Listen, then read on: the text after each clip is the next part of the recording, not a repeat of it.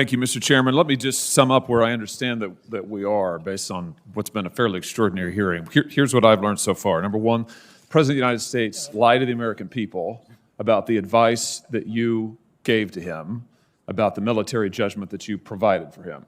I think you've all testified to that effect now repeatedly. Secondly, the State Department and maybe the White House appeared to have pushed back the evacuation to such a time that it became a catastrophe, apparently against your advice, although I'd like to learn more about that. And third, for some reason that we still don't quite understand, the Pentagon failed to plan for the potential collapse of the security forces or the collapse of the Afghan government, despite there being quite a lot of warning, Senator Kaine referred to this earlier, quite a lot of warning for really, frankly, years that the Afghan security forces were ill-equipped, ill-trained, and frankly not up to the job. I don't understand any of that. I'd like to explore those things with you in this round and the next, but first, before I do, Secretary Austin, I have to take issue with something you just said. I know this is an administration talking point.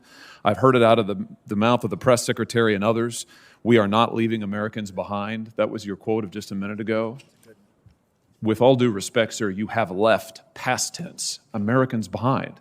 We have no presence any longer in Afghanistan. There were hundreds of Americans, and not just Americans generally, civilians you left behind against the president's explicit commitment not to leave until all American citizens were out and to safety. That is not what happened. And now we have people who are desperately, frantically trying to get out of this country, coming to me, coming to members of this committee, asking for help. They can't get that help. They're stuck behind enemy lines. So please don't tell me that we're not leaving Americans behind. You left them behind. Joe Biden left them behind. And frankly, it was a disgrace. Let me ask you this, though. Senator, thanks for your help in continuing to help get American citizens and Afghans who have helped us out of the country. But as you've seen, we've continued to facilitate. Well, actually, I didn't ask you a question, but since you seem to want to address the issue, so since you do, isn't it true that you left Americans behind on August the 31st? There were Americans that were still in Afghanistan and still are. We continue to work to try to get those Americans out. Yeah, that's a yes. Let's not repeat, please, the frankly falsehood that we didn't leave Americans behind. Let me ask you this.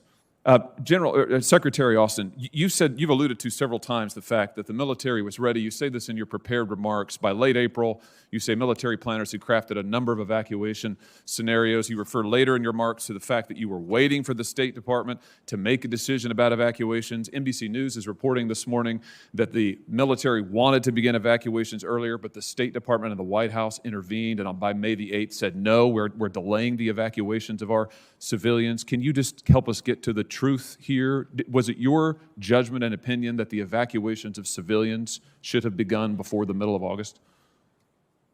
We provided our input to the State Department. And again, it is the call of the State Department to I understand that. I understand that, Mr. Secretary. I'm asking for what your judgment was, and I'm asking specifically about your testimony that in April you develop evacuation scenarios, and this is reported by multiple sources this morning in the news. So I just wonder, as of late April, was it your opinion that the evacuations of civilians should have begun earlier than they did?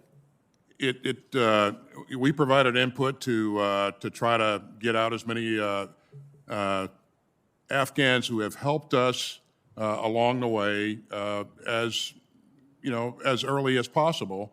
But again, the State Department has made its decisions based upon the fact that even President Ghani had engaged them and said, hey, we're very concerned about the mass exodus of civilians from the country. Let me,